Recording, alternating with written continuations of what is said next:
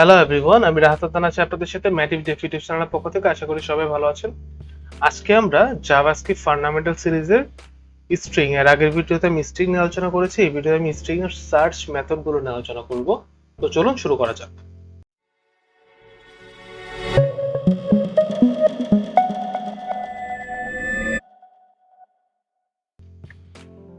তো গত ভিডিওতে আমরা দেখেছিলাম যে স্ট্রিং থেকে কিভাবে সাবস্ট্রিং বের করা লাগে। যেরকম আমি শুধু ব্রাউনটা যদি বের করতে চাই, তাহলে শুধু যদি আমি এই টেক্সট আগে থেকে এই টেক্সটে আমি নিয়ে রেখেছি, এই টেক্সটের মধ্যে থেকে যদি আমি শুধু ব্রাউন প্রিন্ট করতে চাই, তাহলে আমার টেক্সট ডট সাবস্ট্রিং ফ্রম কোথা থেকে শুরু হবে। আমি বলেছিলাম যে কম্পিউটার সবসময় 0 ইন্ডেক্স থেকে কাউন্ট শুরু করে এবং প্রতিটা অ্যালফাবেট হচ্ছে এক একটি ইন্ডেক্স। স্ট্রিং এর মধ্যে যতগুলো ক্যারেক্টার স্পেস সহ, স্পেস হচ্ছে 3টি ক্যারেক্টার, স্পেস সহ প্রতিটি ক্যারেক্টার হচ্ছে এক একটি ইন্ডেক্স এবং কম্পিউটার কাউন্ট শুরু করে 0th ইন্ডেক্স থেকে। কম্পিউটার সবসময় কাউন্ট স্টার্ট করবে 0 থেকে স্টার্ট করে 0 1 2 3 4 5 6 7 8, এটা হচ্ছে 10th ক্যারেক্টার, আর হচ্ছে 1 থেকে শুরু করলে এটা হচ্ছে 11th ক্যারেক্টার। ঠিক আছে, তো এখানে আমি 10 দিয়ে দিই এবং 10 এর পর আমি নেক্সট 5 পরবর্তী 5টি ক্যারেক্টার আমি প্রিন্ট করতেছি। এই দেখুন, ফ্রম 10th 0 1 2 3 4 5 6 7 8 9 10 10 দিলাম আমি, লেন্থ 5 মানে পরবর্তী 10 থেকে 10তম ইন্ডেক্স থেকে পরবর্তী 5টি ক্যারেক্টার প্রিন্ট করতে চাই। তো চলো দেখা যাক যে আমাদের কনসোলে কি আসতেছে। এই চলে আসে ব্রাউন। তো এইভাবে সাবস্ট্রিং প্রিন্ট করতে পারি, কিন্তু আমি কিভাবে চেক করতে পারি যে আমাদের টেক্সটের মধ্যে ব্রাউন আছে কিনা সেটা আমরা কিভাবে চেক করতে পারি। তো সেটা চেক করার জন্য আছে ইন্ডেক্স অফ ব্রাউন যদি দিই, তাহলে চলে আসবে 10। এই তো একটু আগে আমি কি করেছিলাম, এক সেকেন্ড, এটা আমি ফ্রম 10তম ইন্ডেক্স থেকে সার্চ করা শুরু করেছিলাম। আবার যখন আমি ইন্ডেক্স অফ ব্রাউন দিলাম, তখন আসতেছে হচ্ছে 10। মানে ইন্ডেক্স অফ যেই স্ট্রিং এর যেই মেথডটা আছে বা ফাংশনটা আছে, সেই ফাংশনটির মাধ্যমে আমরা কোনো একটি স্ট্রিং এর সাবস্ট্রিং এর স্টার্টিং ক্যারেক্টারের ইন্ডেক্সটা শো করে দিবে। আমি যদি ফক্সটা আছে কিনা সেটা যদি চেক করতে চাই, তাহলে ফক্সের স্টার্টিং ইন্ডেক্স দেখাবে 16। আবার আমি এরকম কিছু যদি আমি এখানে দিই যেটা স্ট্রিং এর মধ্যে নেই, যেরকম আমি এখানে দিলাম এগ দিলাম, তাহলে আসবে -1। কেন আসলো? কারণ ইন্ডেক্স অফ এগ ও পুরো স্ট্রিং এর মধ্যে এগ নামের কোনো ওয়ার্ডও পাইনি। এগ নামের মানে কনজিকিউটিভ ইজিজি, এই ইন্ডেক্সের কোনো ম্যাচ ও পাইনি পুরো স্ট্রিং এর মধ্যে, এই জন্য -1 প্রিন্ট করতেছে। আবার আমি যদি ডি প্রিন্ট করতে যাই, তাহলে আসবে 0, কারণ ডি এর টিটা 0th ইন্ডেক্সে আছে। আবার আমি টিএইচ এ যদি দিই, -1, কারণ ও হচ্ছে যে এই যে এখানে হচ্ছে টিএইচই আর এখানে হচ্ছে টিএইচএ, এই প্যাটার্নের কোনো ওয়ার্ডও এই টেক্সট স্ট্রিংটার মধ্যেও পাইনি।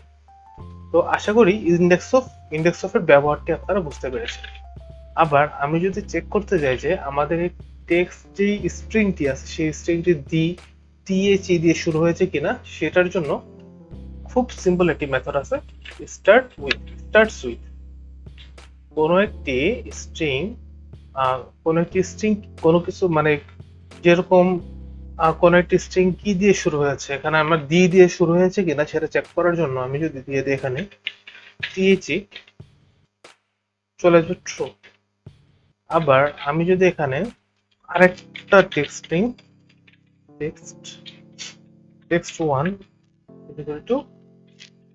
info.xyz@google.com,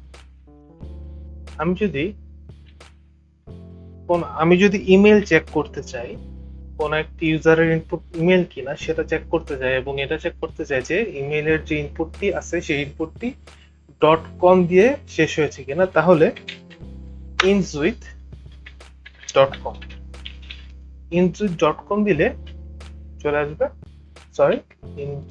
endsWith টেক্সট, আমি এই টেক্সটের মধ্যে সার্চ করতেছি, আমার সার্চ করার দরকার ছিল টেক্সট 1 এর মধ্যে সার্চ করলাম, এখন আসতেছে ট্রু। তো startsWith and endsWith এর ব্যবহার আশা করি বুঝতে পারতেছেন। আবার আমি যদি এটা startsWith এখানে .com এর বদলে আমি শুধু চেক করবো যে এটা ইনফো দিয়ে স্টার্ট কিনা, হচ্ছে ট্রু। আমরা অনেক সময় ইডু মেইল খুঁজে ধরলাম, এটি হচ্ছে google.edu। তো আমি আবার endsWith দিলাম, endsWith এখানে যদি .edu দিই তাহলে চলে আসবে ট্রু। startsWith and endsWith এর ব্যবহার আশা করি বুঝতে পারতেছেন।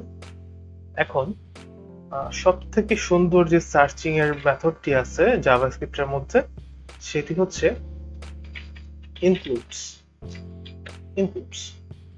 ইনক্লুডস এর মধ্যে আপনাকে কোনো ইন্ডেক্স রিটার্ন করবে না। আমি এখানে টেক্সট 1 এর মধ্যে টেক্সটের মধ্যে আমি সার্চ চালাই, আমি এখানে টেক্সট হচ্ছে আমাদের এই স্ট্রিংটি, এই স্ট্রিং এর মধ্যে ফক্স আছে কিনা সেটা চেক করব। ও সিম্পলি একটা বুলিয়ান রিটার্ন করবে, ট্রু অথবা ফলস, যে হ্যাঁ এটা কি আছে নাকি নাই। তো রিটার্ন করছে ট্রু।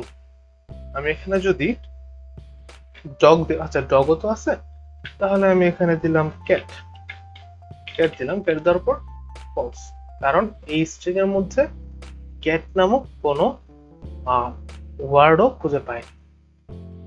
এই তো এখানে আছে, আমি এখানে ব্রাউন আছে কিনা সেটা চেক করি, তো চলে আসবে ট্রু।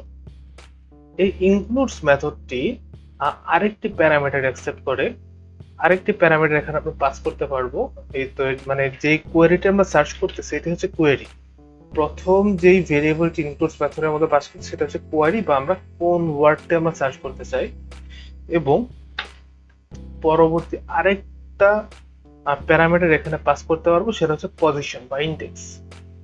মাঝে মধ্যে আমরা কোন একটা স্ট্রিং এর মধ্যে একটা স্ট্রিং এর একটা সার্টেন অংশ পর থেকে আমরা সার্চ করা শুরু করতে চাই। যেরকম কোনো সময় আপনাকে শুধু চেক করতে হতে পারে যে স্ট্রিং এর শেষ অংশটা কি, বা কোন একটি টেক্সটের লাস্টের অংশটুকু কি, বা এতগুলো ইন্ডেক্সের পরে কোন ইন্ডেক্স কি আছে। তো আমি যদি এখানে ব্রাউন চেক করতে যাই, আমি ওকে বলবো যে 0 2 3 4 5 6 7 তুমি 9th ইন্ডেক্সের পর থেকে চেক করো, আসতেছে ট্রু। বাট আমি যদি এখানে 12 দিয়ে দিই,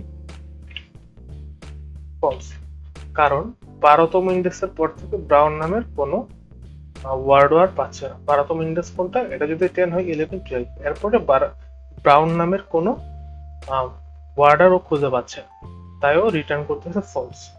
তো আশা করি স্ট্রিং এর সার্চ রিলেটেড মেথডগুলোর বেসিক ব্যবহার আপনারা বুঝতে পারতেছেন। আপনাদের যে কোনো প্রবলেম বা আন্ডারস্ট্যান্ডিং এর যে কোনো সমস্যা হলে আপনারা অবশ্যই কমেন্ট সেকশনে জানাতে পারেন। চলে যাচ্ছি পরবর্তী ভিডিওতে। আর পরবর্তী ভিডিওতে আমরা জাভাস্ক্রিপ্টের অ্যারে নিয়ে আলোচনা করবো ইনশাআল্লাহ, অ্যারে এবং অ্যারে রিলেটেড মেথডগুলো নিয়ে আলোচনা করবো।